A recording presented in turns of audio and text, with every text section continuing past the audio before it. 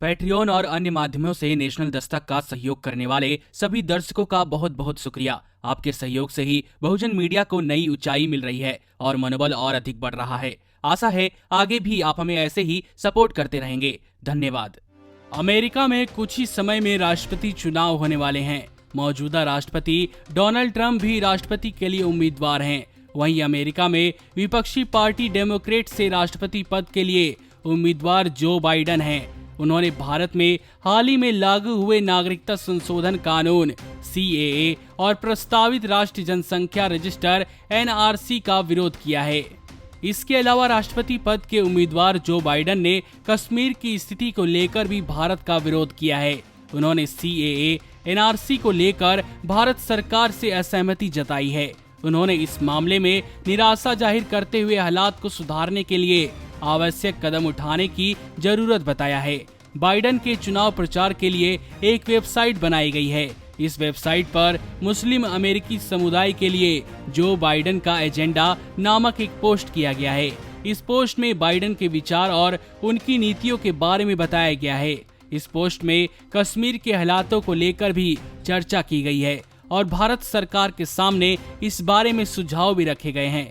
इस पोस्ट में लिखा गया है कि भारत सरकार को कश्मीर के लोगों को उनके अधिकार देने के लिए जरूरी कदम उठाने चाहिए। असहमति को दबाने, शांतिपूर्ण विरोध प्रदर्शन को रोकने और इंटरनेट पर प्रतिबंध लगाने से लोकतंत्र मजबूत नहीं बल्कि कमजोर होता है।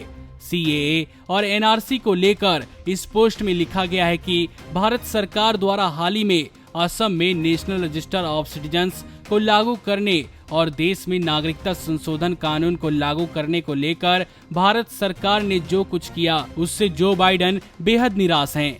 आगे पोस्ट में लिखा गया है कि CAA NRC भारत की धर्मनिरपेक्षता, बहुनस्लीय और बहुधार्मिक परंपराओं से मेल नहीं खाते हैं और यह लोकतंत्र को नुकसान पहुंचाते हैं। आपको बता दें कि पिछले साल देश में नागरिकता संशोधन कानून लागू किया गया था, जिसके बाद देश भर में इस कानून के खिलाफ लोगों में नाराजगी देखी गई थी।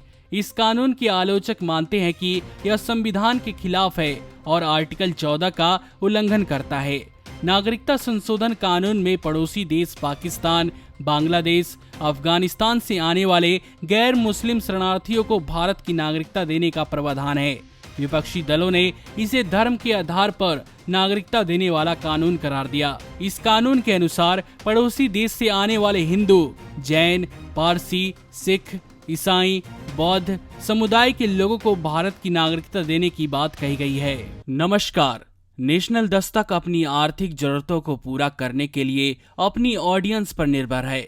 बहुजन समाज से संबंधित मुद्दों को उठाने के कारण YouTube की तरफ से नेशनल दस्तक की कई वीडियो पर एड्स नहीं दी जाती, जिसके कारण हमें आर्थिक समस्याओं का सामना करना पड़ रहा है। आपका एक छोटा सा कदम बहुजन मीडिया को बचा सकता है। आपके सहयोग और सहायता के कारण ही हमने अभी तक यह मुकाम हासिल किया है। नेशनल दस्तक को आप पैट्रियन के जरिए सपोर्ट कर सकते हैं। इसके साथ ही आप अन्य माध्यमों जैसे UPI, गूगल पे, डेबिट कार्ड, वॉलेट, फोन पे आदि से भी हमारी मदद कर सकते हैं, जिसका लिंक वीडियो के नीचे डिस्क्रिप्शन में डाल दिया गया है। पैट्रियन पर आप हमें प्रतिमाह $2 यानी 140 रुपए प्रति माह से हमारे साथ जुड़ सकते हैं।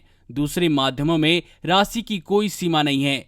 आपके सहयोग से ही बहुजन मीडिया को एक नई दिशा मिली है और इसे अभी एक नए मुकाम तक लेकर जाना बाकी है, जो आपके साथ के बिना संभव नहीं है।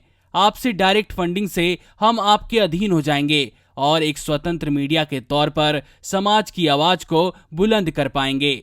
धन्यवाद। नेशनल दस्तक को देखने वालों से अपील है कि वह नेशनल दस्तक के सपोर्टर फॉर्म को भरें ताकि हम सीधे आपसे जुड़ सके। नेशनल दस्तक की आपसे गुजारिश है कि अगर इसको बचाना चाहते हैं तो नेशनल दस्तक को सब्सक्राइब करने के लिए रेड कलर के सब्सक्राइब बटन को दबाएं, फिर बेल आइकन की घंटी दबाएं।